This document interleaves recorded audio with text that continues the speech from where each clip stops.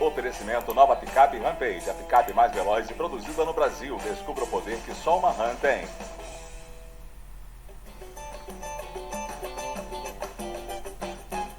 Fala, torcedor vascaíno, tá começando o episódio 277 do podcast GE Vasco. Eu sou o Luciano Melo e o Vasco está fora da zona de rebaixamento depois da vitória por 1-0 sobre o América Mineiro.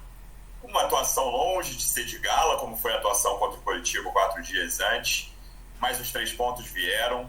O Vasco finalmente saiu dessa zona. Acho que muita gente, eu posso falar por mim, em certo momento desse campeonato imaginei que o Vasco não sairia em rodada alguma da zona de rebaixamento, quando eu estava lá fundado na lanterna, sem esboçar qualquer poder de reação. Mas o Vasco vem de 5 vitórias em 8 jogos, 3 vitórias seguidas, reagindo com desempenho. Ontem o desempenho não veio tanto, mas o resultado veio. E esse alívio, por enquanto, momentâneo, vamos ver se vai ser duradouro. Domingo tem um jogo fundamental nessa briga contra o Santos. Vamos falar bastante dessa vitória sobre o América e do que vem por aí. Estou recebendo um dos repórteres que cobrem o dia a dia do Vasco no GE, de volta das férias. Como é que você está, Marcelo Baltar? Seja bem-vindo. Fala, galera. Fala, torcedor vascaíno. Tudo bem, tudo certo. Terceira vitória seguida do Vasco. Acho que é como você falou. O time ontem não teve aquela atuação de gala, não teve um jogo tão bom, né, em termos de organização, de até brilho individual. Poucos jogadores eu acho que foram bem ali individualmente, mas conseguiu a vitória. O que importa, saiu da zona de rebaixamento. Também não imaginava que o Vasco saísse tão cedo. Achava difícil, inclusive, sair. E agora eu acho que é olhar para frente. Enfim, a situação está longe, está confortável, mas nada indica, assim, pelo que a gente está vendo, o futebol do Vasco, que o Vasco vai retornar para essa zona. É um time que está em ascensão. Tem um jogo contra o Santos importantíssimo, né? Se perder, pode voltar para a zona de rebaixamento. Então é importante conseguir um resultado lá. Nem vejo um empate tão ruim, mas eu acho que pelo futebol que o Vasco está jogando, dá para chegar lá e conseguir a vitória. E depois vai ter uma sequência, se eu não me engano, de 4 jogos no Rio de Janeiro, né? E aí, no mês de outubro, que eu acho que é o... São Paulo, Fortaleza, Flamengo e Inter. Isso, Flamengo como visitante, mas no Maracanã ali dividido meio-meio. Então, enfim, um clássico no Rio de Janeiro, com torcida ali meio-meio. Então, são 4 jogos no Rio. Então, essa sequência, como a gente já falava, né? Setembro teria essa sequência contra times lá de baixo. O Vasco está indo muito bem, vai fechar essa sequência agora contra o Santos e ganhou de todo mundo, né? Então agora, ela só empatou com o Bahia, mas agora vem uma sequência muito boa. E agora é mais uma sequência importante que eu acho que é pro Vasco se afastar de vez e já começar a olhar mais para cima aí, pensar numa Sul-Americana e vamos vendo, né? Antes dessa sequência de 5 jogos, né? Bahia, Fluminense, Coritiba, América Mineiro e Santos, né? 4 confrontos diretos e o Fluminense no meio. Eu comentei aqui que o Vasco precisaria fazer pelo menos 10 pontos. O Vasco já fez 10 pontos. Mas eu também comentei que o Vasco não podia perder para Bahia e Santos, que eram os times logo acima. Então, para terminar com louvor essa sequência, precisa de pelo menos um empate lá na Vila, porque perder já pode voltar para a zona e volta tudo. Mas o empatezinho na Vila, eu já assino. Se você trouxer o papel, eu assino agora. E aí eu estou recebendo o nosso segundo convidado, direto de um hotel em Belo Horizonte. Estava na tomada do Independência ontem pelos vascaínos, representantes do Vasco no projeto da Voz da Torcida, do canal Portão 9 no YouTube. Como é que você está, João Mirante? Seja bem-vindo. Fala, Luciano. Fala, Baltar. Tempo que eu não vejo o Baltar. O meu time nem jogava bola ainda. Última vez que eu vi o Baltar, o Vasco não trocava 5 passes ainda. Voltando nesse minuto de férias. Pois é. Mas enfim, estamos aí, tô bem. Estive ontem no Independência. Parabenizar a torcida do Vasco, que em plena segunda-feira, em Belo Horizonte, conseguiu inverter o mando. Tudo bem que o América não tem essa torcida toda, mas foram muitos vascaínos para o estádio Independência ontem. A torcida apoiou o jogo inteiro, né? Um jogo difícil, a gente vai comentar detalhes da partida. Um primeiro tempo realmente muito fraco do Vasco, né? E acaba dando um lance capital ali, que é a expulsão do Maidana, que o América reclama de uma maneira absurda e quase patética, né? Do lance. Sim. Muito claro. expulsão, que o juiz não tinha dado nem sequer a falta.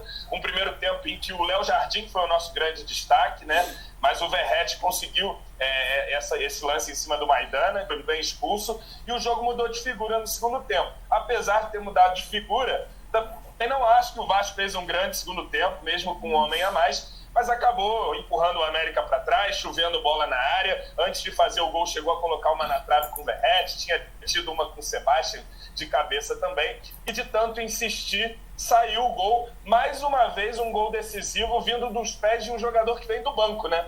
O Jair, novamente, foi opção do Ramon para o segundo tempo, uma boa opção na minha visão, tinha espaço para ele jogar, ele trabalha melhor a posse que o Zé Gabriel. Foi muito feliz na conclusão, né? Foi um baita golaço do Jair, ele que tinha sido uma espécie de vilão no jogo contra o Bahia, se redimiu e foi herói nesse confronto direto muito importante para tirar o Vasco da zona de rebaixamento. E como está dizendo um amigo aqui no chat, se tem João Almirante em BH, tem 3 pontos na mala, não tem jeito.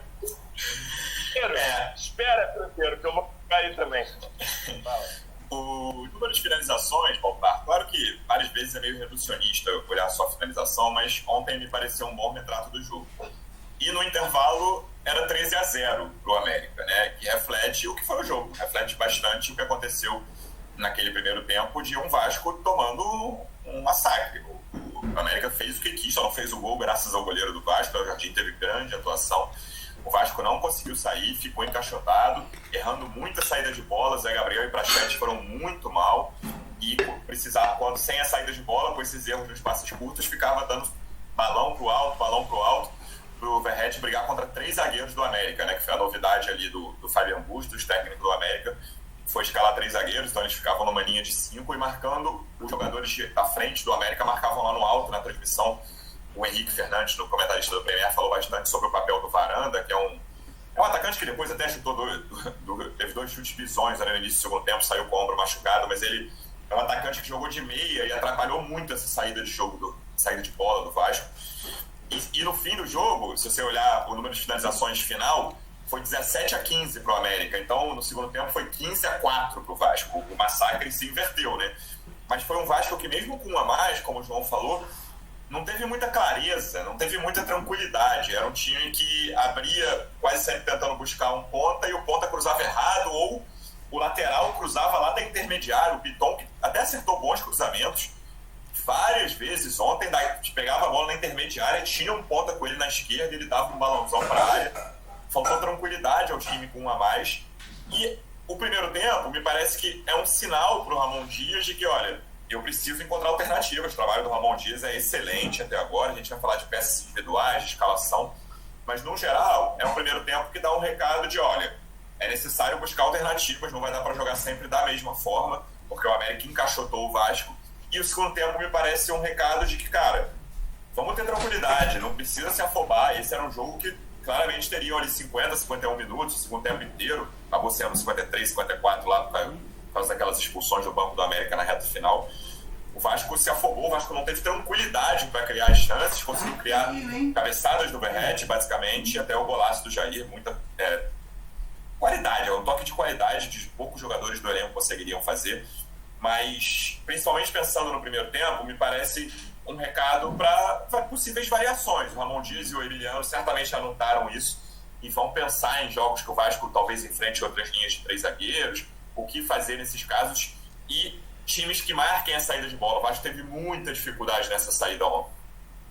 No jornalismo a gente tem um dos clichês que a gente procura evitar, assim, um jogo com 2 tempos distintos, mas ontem o jogo de ontem não tem como evitar, né? Foi bem claro isso. O América foi melhor no primeiro tempo.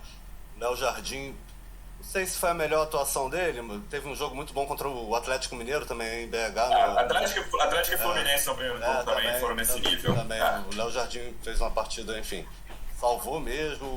O América teve bola na trave, enfim, tava o jogo todo pro América. E a expulsão do Maidana acho que mudou, né, o desenho do jogo aí pro segundo tempo. Totalmente. Eu fui meio surpreendido ali pelas mexidas do Ramon, porque ele botou mais 2 atacantes, né? Tirou 2 meias. Eu achei que o time perderia um pouco ali o setor de criação, apesar do Paê ontem não estar num bom dia, inspirado. Enfim, mas aí ficou com Rossi, Peck, Verrete e o Serginho. Não, o Serginho entrou depois. Quem que foi o Sebastião? Primeiro Bascal.